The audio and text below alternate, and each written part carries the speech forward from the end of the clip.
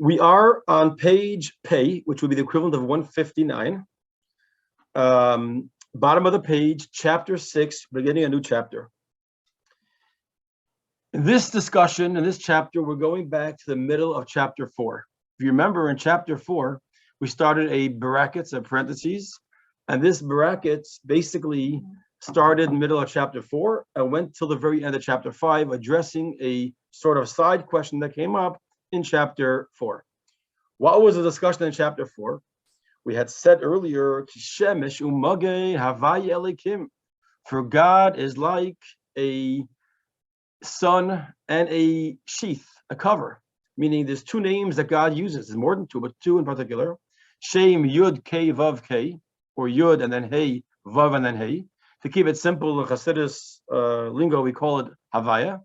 And then the name Elokim, which we said, the name Havayah represents Chesed, creation, absolute continuous light shining forth. And the name Elokim was Gevurah, concealment, you're holding back and concealing that light that was being shared. In other words, like a very strong, powerful light, like a sun, that the only way to deal with it or receive it is if we have some sort of cover. The cover could be made by 93 million miles of distance. The cover could be made by some sort of curtain that covers it. Different ways to use a cover. God's two names of Havayah and Elokim, we explained, was the force of creation. And the force of creation was so strong, it was needed to create something from nothing, had to be an absolute power of creation that could take nothingness and turn to something. That power was called Havayah, Yud K Vav K. And Elokim was a concealment to conceal that light. Why? If the light would be revealed without concealment, we couldn't exist. It would be like trying to exist in the core of the sun. Imagine someone could travel not just closer within a couple of miles of the sun, but land on the sun. You might burn your feet. Of course, you got to go at night. So, but basically, if you would land on the sun, you would cease to exist as an entity. Certainly, the light from the sun would cease to exist because all that there is the sun. Hi, Lainey. Nice to see you. So the point is, these two names represent the two ways that God creates the world, with a complete revelation to create and a complete concealment to conceal. To explain a couple details, we explained in chapter 4 that the name Havayah, the name Yud K Vav K, is really made up of two words. The word Havayah, which is the second three letters of the word. Havayah means to create, to make into existence, to make be, the creative power. And the Yud is to be the continuous. For an example, we say Kacha Yasa Iyuv. When you add a Yud before as a prefix to a word, it could be read as a continuous doing. Meaning Hashem's creation was not a one-time event that happened 5,782 years ago, but it's continuously every single second creating. So there's a very interesting point that I heard this from Rabbi Yael Khan, who explains that there's a question asked, everything in Torah is exact, everything in creation is exact. Why is it that the word Yud and then Hey and then Vav and then Hey, God's name Havayah, is divided into two halves? Yud, which means continuous, and Havayah, which means creation. Couldn't there be one word that means continuous creation? I mean, it sounds like there's two separate things going on here. There's the Yud part, because otherwise, why isn't it one flow? It's a word and a prefix. And he says the Rebbe's father actually explains a fascinating idea. We know that God's name is made up of 4 letters. The 4 letters represent all 10 Spheros. Everything in the world is made up of 10 in general. 10 is everything in the world is made up of 4, everything made up of 7, everything's made up of 10. It depends where we're talking. Everything's made up of the 10 Spheros, the 10, that's Chachma, Bina, Das, Chesed, Gevurah, Teferes, Netzach, Hod, Yesod, Malchus. The 10 Spheros, 10 powers of the soul, 10 creative powers that Hashem created the world, etc. These 10 are referred to in the name Havayah. And we spoke about this in the very beginning of this section, Shaar Hayichud Chapter. Also, many Mamorim discuss this idea. The Yud represents Chachma. Chachma, if you remember in the very beginning of the Tanya, we spoke a couple of years ago when we learned about this, represents that initial seed, initial dot, it's called conception. Bina is represented by the Hey. What's the difference between a Yud and a Hey? A Yud is a dot, and a Hey is now expanded to all dimensions. It's width and it's the height, everything's expanded. Represents the mother, which is the not just the conception, but comprehension, expanding, growing. So the Yud is Chachma, the dot. The Hey is Bina, which is expansion. The Vav, luckily, is 6, which represents the 6 Spheros. You have 6 Spheros that come down with Vav. And then Hey is Malchus. Why we don't have Yisod here? Actually, we do. I don't have Das, we'll talk about. But you have Chachma, Bina, the Spheros, and then good morning, and then Malchus. So you have within all of Hashem's name the 10 Spheros, the 10 powers. What's interesting is the Yud, Chachma, is different than all the other powers. Why is that? Within all the other powers, that's why the Pushka is here. Good. Within all the other powers, the Rebbe actually explains that whenever you have a gathering, you should have a charity box on the table. So I try usually to put the Pushka here, and not everyone can see it, but it's on the table, a charity box. The Rebbe, for all events, the Rebbe wanted a charity box around there, just to remind and have and connect it to tzedakah. Okay, so back to our thing here. So the Yud is unique from, meaning Chachma is unique from all the other spheros, because all the other spheros have already existence, identity, what I am. Yud represents that initial speck, that dot, that doesn't have an identity yet. It's not yet been expressed what it is. It's above identity, like that initial seed. Put an apple seed in the ground. You don't see a tree. You can't look at a magnifying glass and see a tiny little tree. You see a seed. That seed eventually will develop and become what its potential is. But in its seed status, there's nothing there. There are no apples. There are no branches. There are no roots. There's no bark. There's no leaves. There's nothing. No buds. It's all in potential. Once you go into Bina, you expand it. You start revealing all those aspects. So Yud represents that which is above the world. And that's why the Yud has to be separate and represent this eternal nature, this continuous reality of God's creation. Because how could something be continuous? When you say something is continuous or eternal, it's only possible if time doesn't exist. By definition, time and change are one. You ever want to see, if you want to show in a video or something, a time stops? Here's how it looks. Why? Why can't people keep moving if time stops? Who decided that if time stops, you don't move? Because that's the reality. The definition of time and place can't be changed. Is the time is. Time is change. If nothing changes, then time didn't happen. What do you mean? Look, the clock went by for 40 minutes. Well, did the stick move? Then there was change. Meaning, definition of time only is possible with change. So when you say something is continuous, you have to say it's above time. Because by definition, time is change. So you must say if Hashem's words of creation are continuous, it must be that it comes from a place above time. Then we have a second problem. If you're above time, then how do you say it's continuous? Something which is above time, how do you say it's continuous? Define continuous if time doesn't exist. You can't. There's no such a thing as continuous. So we had to have in God's name Havayah two opposite concepts, and when they both come together in a perfect merge, then you have the perfect harmony of above time's power, and that's what you have. You have two things really: the power, the force of above time coming into the realm of space and time. So Yud is the one, it's that prefix that influences the Havayah, the creation. It should be continuous. It's very interesting analysis of the Rebbe's father. This is a letter, article, I guess, the essay he writes, explaining that God's name Havayah really has two components, that each one is only possible with the other, but they're two different components. Yud is above time and space. Havayah, creation, is within time and space. And the Yudness, that the eternity nature above time, powers that the creation should be continuous. So that's why you have Yud and then Havayah in this word. Okay. There's an interesting idea. Now, that being said, so we explained that Hashem's creative force, the creative nature of Hashem, is continuous.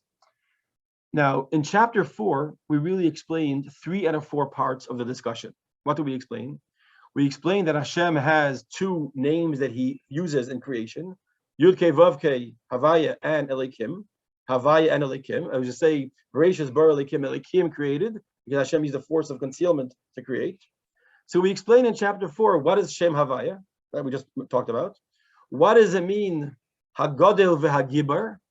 And we explained those ideas are Chesed and Gevurah, but we didn't really explain the name Elokim. So the Alter Rebbe now in chapter 6 is going to continue the discussion, but now explain the name Elokim. What does the name Elokim mean?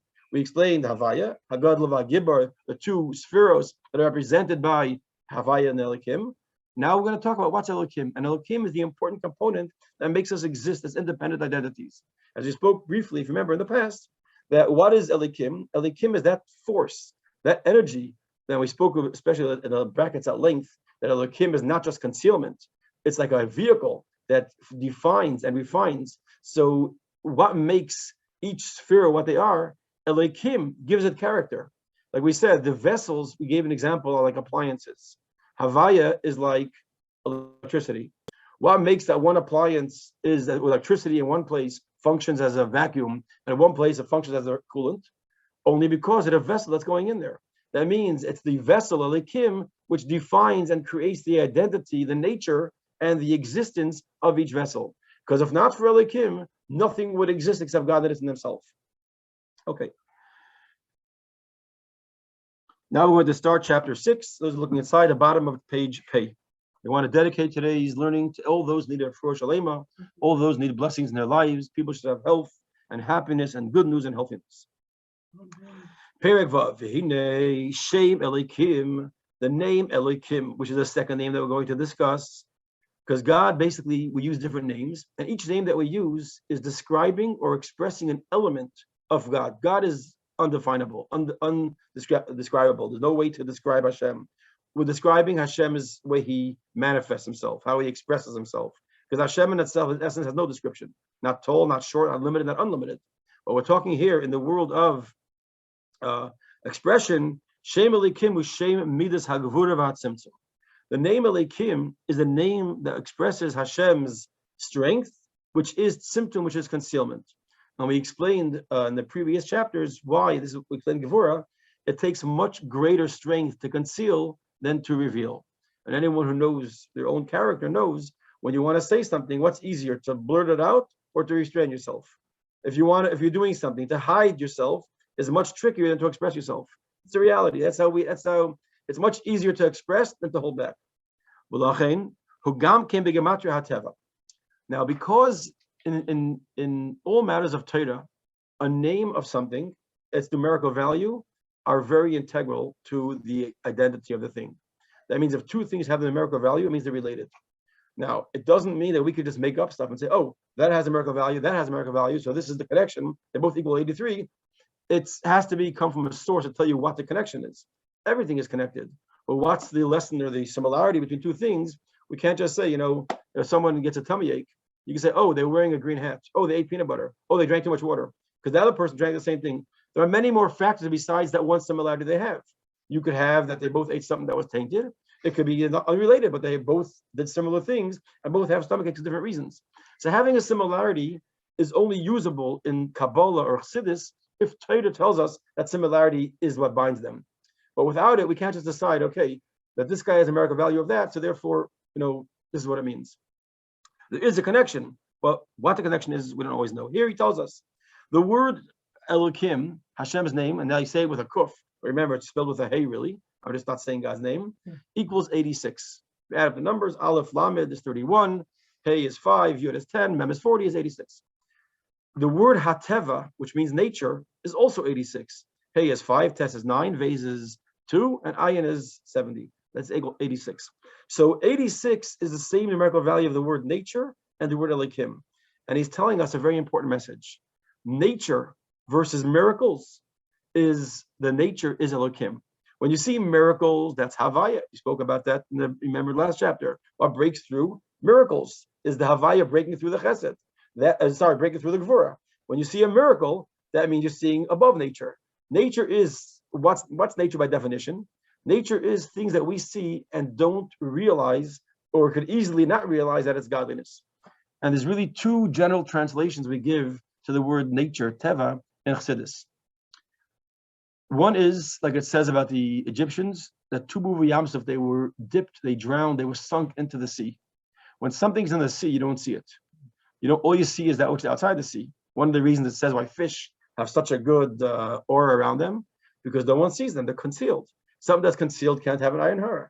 Ayin hara is such a concept that you think about something in a jealous, negative, or envious way, it can cause them harm. So the fish live in a way they're not seen. Everything under the sea is concealed. When the Egyptians were taken under the sea, it means they no longer were seen. What is nature? Nature is that reality that conceals godliness. When you see the sun rise, the natural reaction is not, oh, that's a miracle. Yes, many people say that because they think and they realize it's a miracle. A lot of people can say that's nature. That's not a miracle. It happens every day. Things that are not seen as miracles because they're very normal occurrences, a flower blooming. It's not a miracle. You want to see a miracle, come outside. Look, the water is lighter than the sand. That's not a miracle. Yes, it is. That's all. It's nature, but it's a miracle. We don't see it. Since it's concealed, it's called teva. It's called nature concealed. So the word nature comes from the word concealment. Hashem is concealed. Another definition of teva is the word matbeya, a coin. We know when it comes to the setup of the prayers that the rabbi said, it says you cannot change mimatbeya from the coinage or the way it was set up by the sages. Someone decides, you know what, I speak a really well, a good or very well, I speak Hebrew or Lashon Kodesh. I want to actually make the davening more either egalitarian. I want to make it more acceptable. Actually, use some more modern, fancy words. You cannot change the words the rabbi set up. Matbeya means this is it and can't be changed. It's when they canonized the prayers, like they canonized the Bible. This is now sealed. No more messing with it. Nature is that way. We could tell you now. I can't because I don't know how math works. But scientists could tell you in 20 years from now what time the sunset will be and what the constellation and when the next eclipse will be. Why? Because it's set. There's a lock in to nature. They can tell you when the equinox is here and when everything is known. Of course, sometimes they guess wrong and do the math wrong. But in general, scientists, I'm not telling you they can tell the weather in 200 years from now. I'm not getting it. They can't tell you tomorrow's weather. But in general, the world is set up as a matbeya, as a coin, meaning it's set in a system. It's predictable. We know exactly. Miracles are unpredictable. You thought the sea was going to flow, the sea split. You thought the miracle, the oil would last for 1 day, last for 8 days. But usually, when it's nature, it has a system that's predictable, and that's how it goes. The tide is low, the tide is high. I'll tell you what time it's going to be. I'll tell you when the moon is full. I'll tell you when the moon is born. How do you know what's going to happen in 2 weeks? It's set and locked into a system. That are two definitions of the word teva. Either it means sunken, it's hidden, or it means it's nature, it's locked in. I mean, it's coined and it's stamped in, and this is how it is. In either case, both of them conceal the true director behind it. When something goes on a cycle repeatedly, you might think, oh, no one's coordinating this. On the contrary, to keep something going exactly much harder. It's much harder to do an exact same repetition than it is to do a general repetition. To have it down, it says the sciences of the solar system and the exactness of the split second, a nanosecond, is incredible. The distances of each planet to each other. This is the preciseness which could be seen as nature, or it could be seen as Hashem's incredible handiwork. Mm-hmm. So going back inside, he says the word Elokim has the same numerical value, the word Hateva. Lufi, what's the bottom line? Shemaster ha'er shalamayla. Nature hides, it conceals the light from above. Right now, you see the sun setting. I knew it was going to set. I had it on my calendar. You don't realize Hashem is making it set the second. The angels are being called, and they're going in and they're going out, and they're seeking Shira. The Rebbe once described so beautifully in a talk, one of the later Farbrengens. He was describing the difference of the sun and the moon. And the sun, he said, is very passionate. And that's why he said the sun, the reason why it travels, I know that those are Copernicus followers think the world is heliocentric and that everything surrounds around the sun. We know Titus says the geocentric, meaning everything surrounds the earth. He says the sun is traveling at to do the cycle it has to do. It's traveling at an incredible speed per second to make its orbit that it does, however the system works. And that becomes because the sun is so excited. The sun is so excited, he's flying. Woo! He's all excited. Some things are calm and relaxed. The sun is excited. It's flying at a very high speed. Bottom line is, there's a system, there's a plan, there's a program. We don't see it, we just see nature. So the definition of Elokim is, it conceals that nature, it conceals that truth of Hashem's, when I say the nature, I mean, it conceals God's light, which is giving the nature its existence. Which does two things. This light of Havayah, which is being concealed, is making it exist and giving life. Everything in the world has two things, existence and life. Each life we see differently. The life of a human is perceived differently as the life of a plant. God forbid, one of the worst expressions you can use on a human being is to call them a vegetable. It's a very derogatory term to say that somebody is very ill and they can't move. Now, why is that so derogatory? Because you're using a horrible term to describe a human being. A human being is not a vegetable. A human being is a healthy, vibrant person. So when someone is classified at that level, it's called dead or disgusting or wrong. But for a vegetable, it's offended to be called a stone. This is a stone or it's earth, meaning everybody in their realm. But everything has some sort of life to it. Either life is that it holds a shape, life is that it exists, life is that it breathes, it grows, everything in its own way. So the world is constantly being created and given life. Next page. But if you don't see godliness, meaning because of the concealment, because of Elokim, Hashem created the world not just with the force of creation, but with the force of concealment, two impossibilities at once, two incredible realities. So it's because of that concealment of Elokim, you do not see the leader, the one who is guiding and making this factory function. Anybody who walks into a factory knows, you see all the machines, somebody designed it, somebody's programmed it, some force is keeping the machines and the what's it called, the process line continuously going. But somebody might say, hey, this is cool, it goes on its own. No, it doesn't. There's somebody, the assembly line, there's a designer, there's a mechanic, and there's a program that's running it. Otherwise, it doesn't go. So that's how the world is.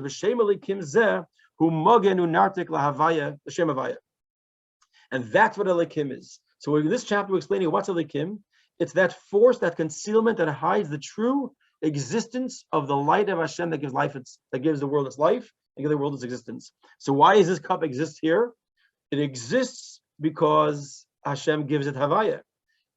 I can see it and hold it because Hashem gives it Elokim. Otherwise, I wouldn't have a functioning cup to hold. It would just be light. I don't mean light like light in the room. It would be energy from God. The function that makes it holdable and seeable, and my eyes should be able to see this wavelength of this variation of existence, is only because this is how Hashem created with Elokim. And that's why also we have things that are very small, things that are very big. Everything is created within its, as we'll see later, within its measurement that world needs. The world of Atzilus is one level, Bria is another level, and then we go into Asiya, our world, the physical world, it's another level, and some things are very strong energy, some are light energy, some are giant, some are tiny, some are beyond tiny. We don't even see with the naked eye 90% of the world, or 100% of the world we can't see. What we see is really a facade, because if you look closely at the hand or any table, it's much more activity going on than simple smooth skin or a rough surface of a table. But we're seeing on a very limited scope, so we see it a certain way. All that's concealment. So what's interesting is that everything gives off energy, and you can feel it. You can. So plants give off energy, but rocks give off energy, which is amazing because you think that it's because everything has life to it. There's a life force to it. Exactly what you were just saying, and I'm thinking when you go, Yeah, some people can feel. I can't feel energy. I could feel you can. If I go to a heater, I can feel that it's hot. No, you can learn. But you can learn how to. You work with stones. That's why you. No, you I can don't feel work it. with stones. No, but you have to be in tune to these things. But there's definitely a force and a life energy that comes from every single thing in the world. That's the definition of light energy. Everything has energy to it. I agree. Okay, and what's the job of this sheath, this concealment, this cover? Lahalim ha'ur v'hachayis. Its job is to conceal and to hide the life force mishem Havayah, from the name Havayah, which we mentioned a number of times already, which is which is going and creating from something to nothing, nothing to something. Meaning, a reminder, in order to get from nothing to something, it's a tremendous level of strength and resource to make that exist. To make nothing exist into something is a tremendous going against the status quo of the existence. And then to hide it is even a bigger trick. Why? If it has to be concealed from created beings, because if not, if it wouldn't be concealed, we would cease to exist. We can't exist in front of things that are so much greater than us, because many metaphors we gave in the past, but the obvious one is, take the light of the sun, going back into the sun, it can't exist. And the sun is just a created being, it's nothing. It's it's not even one of the biggest stars. It happens to be close to us and happens to be very strong, so we see it, but in the big scheme of things, it's one of God's many, many creations. It doesn't even make it as a dot in the global plan of the universe. Not, I mean, in God's universe. I mean, in the physical universe, the sun doesn't even exist as a dot. Because the galaxies, especially to go out of our galaxy, it's so tiny and insignificant in the big scheme of things. But nevertheless, for us in our world, it's giant. And we can't exist, and most things in the world can't exist when you get too close to the sun. And this is just appreciation why God has to be concealed. Now, I just want to go back to the top line and make one comment. I'm not going to explain it because I don't have the explanation, but I'll just comment on it. The top line, it says, V'shem Elokim zeh hu magav an artik. And Elokim here is a concealment. Because there are levels of Elokim. I do remember, for an example, a mimer from the Rebbe. It's called V'shafti b'shalom beis avi. The Rebbe gave it out in 1988 in honor of Rosh Chodesh Kislev, which means really was December of 1987. And the Rebbe gave out a mimer called V'shafti b'shalom beis avi, and he explains there that in that mimer, Elokim is on the level of Havayah, meaning we're talking. Everything is dependent where it's referring to. So there, Havayah Havayah Elokim, it says, and God should be for me Elokim. The Rebbe is like, what does that mean? Havayah Havayah Elokim, God Havayah will be Elokim. So he says on that level, Elokim attains that level of Havayah. So there's all different ways that Elokim can be expressed. And again, I don't know enough to explain what that means exactly, but he's saying V'shem Elokim zeh. In our conversation, Elokim here is a concealment. There are other times when Elokim is considered a much higher level, because there's like everything in the world, and especially the world of Chassidus, it depends what we're speaking. I know a famous thing, if you ask a Chassidus teacher a question, it says this here it seems to contradict that. It depends where it's speaking. Here, this is hot. It's like, I was once talking with Shimon about this, about different temperatures, something called Kelvin. I think it was Kelvin. You can have temperatures where something which is below freezing could boil ice that's 200 degrees below zero. And it actually boils on bubbles. Why? Because the contrast over here, this is hot, this is cold. In that world, this is boiling hot, and that's freezing cold. Everything depends where, what's hot, what's cold. The same thing is true even on a simple level. On sea level, water boils at 212 degrees. Above and below sea level, different temperatures. So which one is it? Depends where. Sometimes it boils at this temperature, sometimes here. If you add stuff to it, then it gets thicker. Everything is affected by various factors. So same thing in Chassidus. Okay. Continuing back to where we're up to here, he's now going to say something very, very amazing. He says, who gam came bechinas chesed. Something beautiful that the Alter Rebbe says here. He says, this tzimtzum, which is gevura, it's really kindness. Remember I said it's hot, it's really cold. Why is this tzimtzum called, this gevura called chesed? You have to look at each thing and what is it accomplishing, what is it doing, not just isolated. So for an example, I'll give you a very harsh case just to make the point. God forbid there's a person suffering from a very severe illness and their leg is either gangrene or God forbid cancerous, and the doctor says the only way to save their life is to remove the leg. Is removing the leg a kindness or a cruelty or harshness? It's the greatest kindness. If someone says, I don't have the heart to take off my child with this, my relative, I don't want to use it on a child, on my relatives, I can't have the heart to, you're not doing them a favor. Being kind here is actually being foolish, is being cruel. Kindness demands right now, do this difficult and painful task, meaning sometimes kindness is really, sometimes strictness is really a kindness. For an example, in a human being, a parent, a child who is playing next to the I-43, the highway, or next to the train tracks, and the parent says, it's okay, Bubula, you want to play with your toys there, it's okay. You're not being kind. You're hurting your child. The parent just says, Yankel, off the tracks, come here. I'll give you a potch if you go on the tracks again. Why are you so mean? You give me a potch? This is how you make sure the kid's safe. So sometimes the purpose of the thing tells you, it looks like strictness, because you see the Rebbe once gave a metaphor. If a guy came out of the jungle and never saw surgery before, and he walks into a hospital and he sees him cutting open, a bunch of people standing around, and the guy's strapped down, and you're cutting him open with a knife, you'll say, barbarians. The barbarian will say, barbarians. Why? What are you doing? It's like, fool. It's a life-saving procedure. We're going to give him a bypass surgery. The measure of something kind or not kind, or good or not good, depends on what's it being done, how it's being done, and the purpose. Therefore, says the Alter Rebbe, in this case, this really is the greatest kindness. Because why is God having a tzimtzum? Only so this cup of tea could exist. Only because we can exist. Only because you can have flowers blooming in the morning. Only could watch a beautiful sunshine. If there wouldn't be a tzimtzum, it would just be a blank slate. In other words, the purpose of the tzimtzum is the greatest kindness. So while tzimtzum comes from gevura, comes from strictness, just he says, it's not strictness. This is kindness.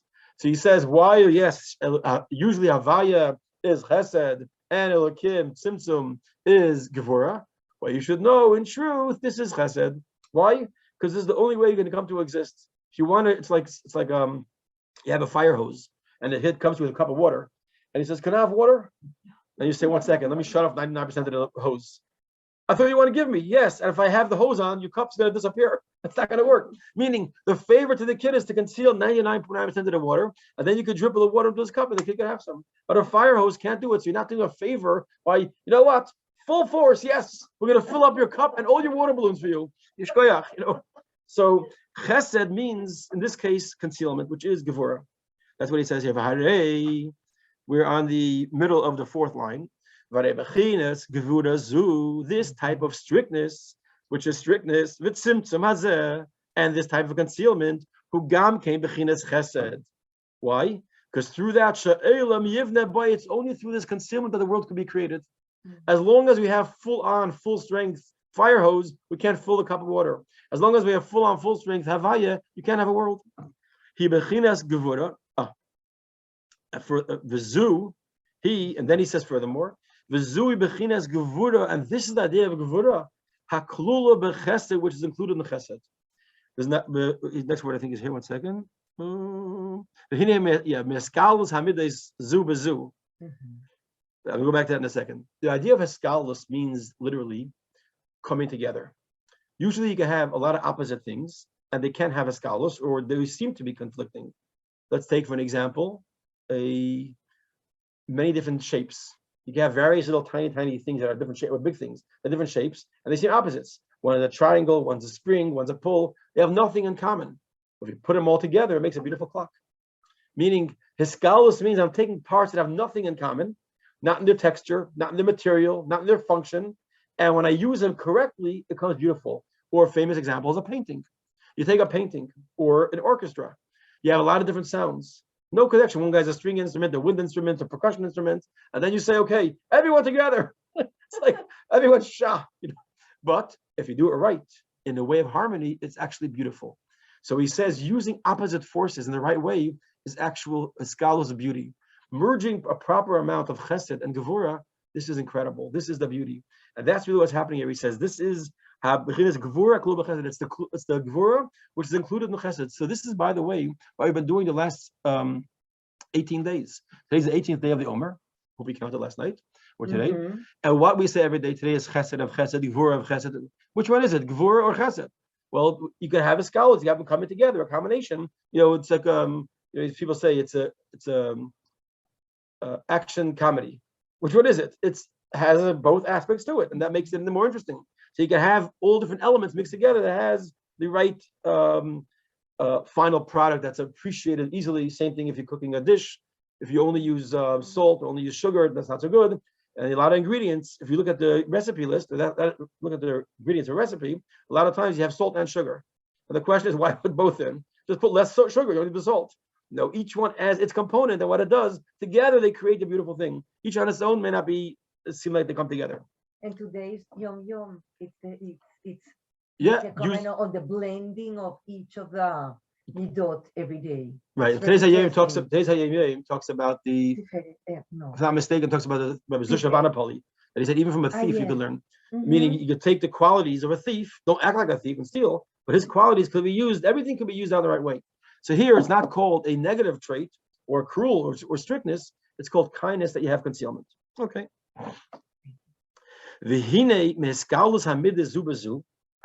Now, from the fact that these midas come together, he's saying something very interesting that has to be explained. The fact that these midas come together, I hear Zalman, it seems very clearly to our eyes,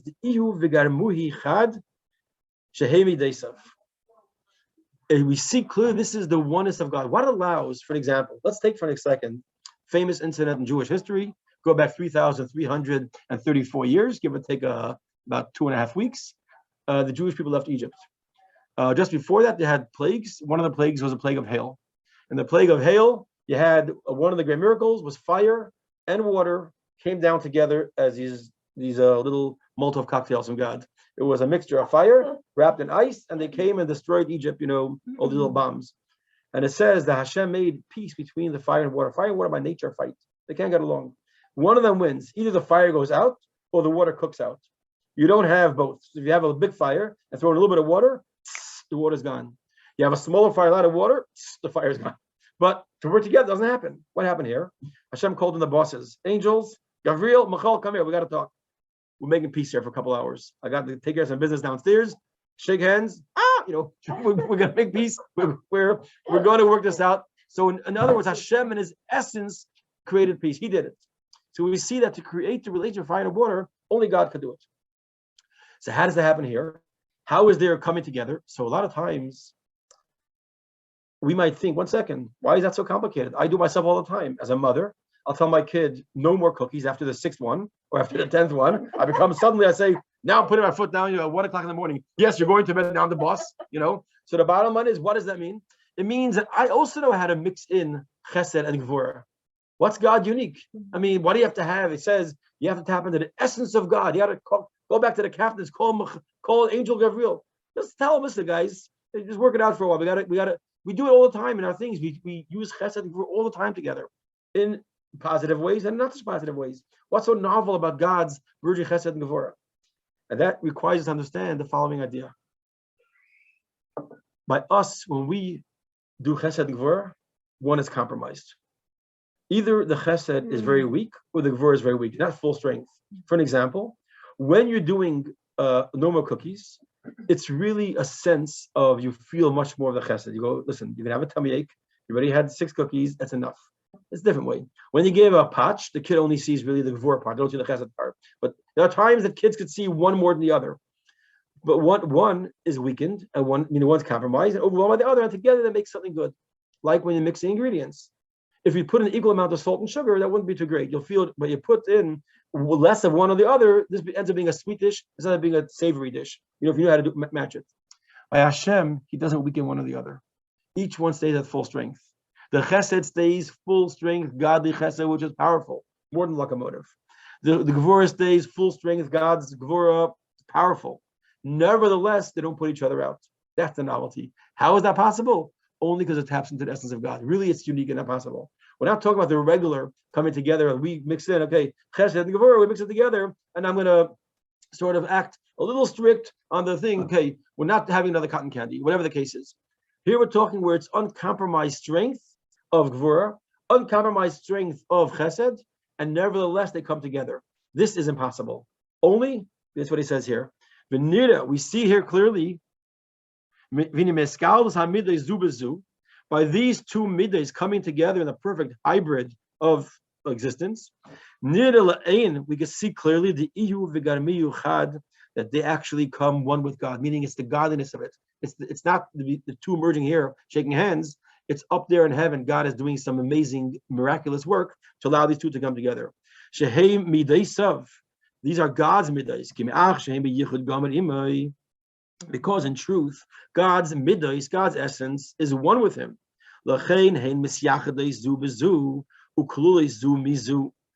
And therefore, they're first of all becoming one and include each other in a way which is physically impossible to understand. Our minds can't grasp it. How is it possible? Like going back to the old metaphor.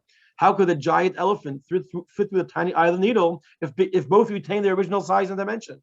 The answer is it's not possible, except if you leave the world of limitations of space. If you leave the limitations, we can't picture it, but God can do it. And that's what we say. Antu, the kosher lane, we say to God, you are the ones, you're not the ones, God forbid. You are the one, God, you are the one that binds and connects these together. And without you, less yechuda be'ilah chuda could not be any connection and partnership with these 2 coming together. In other words, the only way you can have the coming together of chesed and gevura in the way that Hashem does it is Hashem's absolute infinite power. Because we're talking about uncompromised chesed, uncompromised gevura, it's only possible with God's infinite power. And that's, by the way, if you ever pay attention or take the time, I don't know if everyone does it, there's a tradition to read before Shabbos every week, Haydu and Pasach Yahu. Haydu is a section describing tremendous thanks to Hashem for all the kindnesses that he does, and a focus on 4 types of salvation that Hashem does for us, saving us from illness, saving us from prison, saving us from difficult travels, etc. It's a beautiful thanks to Hashem we say before Shabbos, before we daven mincha. And the second thing is Pasach Yahu, which is a piece of Kabbalah. And it describes, Elijah the prophet, Eliyahu Nabi says, and describes God. And that's, by the way, to read it and read with some of the commentary, it's beautiful because it describes the middays. what is chesed and what's gevurah in our body parts and our existence. And it's a beautiful description of Hashem's elements and spheres and God's essence as a preparation for Shabbos. It's a very spiritual, a beautiful, inspiring piece. But if you read the English of it, especially with the commentary, you see the description of the spheres in a beautiful way. And Eliyahu says, Antuchad, you're a one, but not the regular one. Usually we say one, there's a two. You're a one that doesn't have a two afterwards. And you're all the ideas of what Hashem is, how he's this, but he's not that. It's a beautiful description. So here we say, Hashem, you're the one that can bring together two things that can't come together. You can get a square peg comfortably through a round hole, even though it doesn't fit, and none of them are compromising the shape. It goes in like butter, sweet and perfect. Why? Because to you, it's simple. You have your system. And that's what we say here. And now, in other words, to say it in different words, really Havayah and real Elokim are the same God. If you think they're different, and this is one of the things that we say in the Shema Yisrael, hear Yidden, Hashem Elokeinu, Hashem and Elokim is Hashem Echad, is all one. If you think that there's something called Hashem, and there's something called Elokim, and there are two forces, and they're trying to get together, and we coordinate how to do the right measurement. Okay, I'm going to give light, you can see all together. Okay, product delivered. That's now, it's all one essence. These are just things we use to try and understand in our mind how Hashem does it, how Hashem creates, how Hashem could create the impossible, and the impossible should overwhelm us. So we say there's something called Havayah, there's something called Elokim, but in Hashem, it's all oneness. There's no separation. There's no Havayah and Elokim. It's Hashem, Elokim is one. And this is what we say, this is Esha Amar. It's a concept. The very beginning of this section, we started off, the very beginning, chapter 1, which is a couple months ago. We said, V'yadaita hayoy, you should know. V'asher veisel avecha, you should take to your heart. Ki Hashem hu Elokim. Hashem and Elokim are one. This is what we're saying here. Look what we say right here. V'zeu shekasa, this is what it says. V'asher veisel avecha, you should work hard and make effort. And to know Hashem hu Elokim. We should know that Hashem and Elokim is one. Pirush, that means Shnei Shemus Elu Hem Echad Mamish. You should know it's not two it's not two different existences, not two different forces, not two different powers. It's all one. There's not a guy called Havayah, God forbid, and someone called Elokim, and they work together because they're good teammates and they work together as good partnerships and good teamwork. There is only one existence called Hashem, and Havayah and Elokim are all one. But that takes tremendous effort because to us to get there, we can't see it. Either Hashem is a force of creation, or he's a force of concealment. But Hashem is here 100%, then we can't exist. If Hashem is concealed 100%, then we can't exist because we're not created. So you have to have both. How does it work? We say it's not so complicated. I mean, it is, but it's not so complicated. It's only one. Havayah and Elokim are one. It just takes to understand what's Havayah, what's Elokim, and they look different. And the more you learn, you really see there's only one thing. A simple way to do it is, on a hand. It's all same person, same everything. It's the right hand, left hand. But here we already have two different things. In essence, it's only one. And that's the essence of what this section of Tanya is all about. Explains to us the unity of God. Explains what is God, what's creation, why is it impossible and requires Havayah? And why does that force of Havayah not allow us to exist? So the very power that creates us doesn't let us exist because it's so strong. So we incorporate Elokim, and you should know it's not two separate powers, it's one essence, all part of God. How is that possible? Because it comes from one essence. And this is, again, it's words, but it's a great concept. And just to conclude, these two names, Hem Echad Mamish, it's really one. Shegam Shem Elokim Hametzamtzem Umaylam Ha'er, even the name Elokim, which its job is to conceal and hide the Eir, who Bechinas Chesed is also Chesed. K'moy Shem Havayah, because it's just like name Havayah. There's no difference. It's not a different force. It's kindness. Mishum Shemideisav Shel HaKadosh Baruch Hu Mesyachdes Imoy B'Yichud Gomer. Hu Shmo Yachad. Because Hashem and His essence is all one. It's not. And so, by the way, you want to take a very rough metaphor. It's the same mother, or the same parent, the same teacher who's a real teacher, not some teacher working for the hour who wants to get paid. Someone who has a love for the students. I am giving the strictness, and I'm giving the love from the same exact place in my heart. Meaning, it's not like I have two hearts, and sometimes I'm acting with this heart. No, I have one heart, and that's to give you everything I can in a good education. And sometimes it comes out like this, sometimes it comes like that, because this is what's demanded right now. No difference. You're driving a car. Why are you using the brake? Why? Because I want to drive safely. I thought you want to drive. I want to drive, but sometimes you got to use the brake because that's how you drive. It's one mission, one purpose, but even more than that, it comes from God's one essence. That's what we'll stop here today.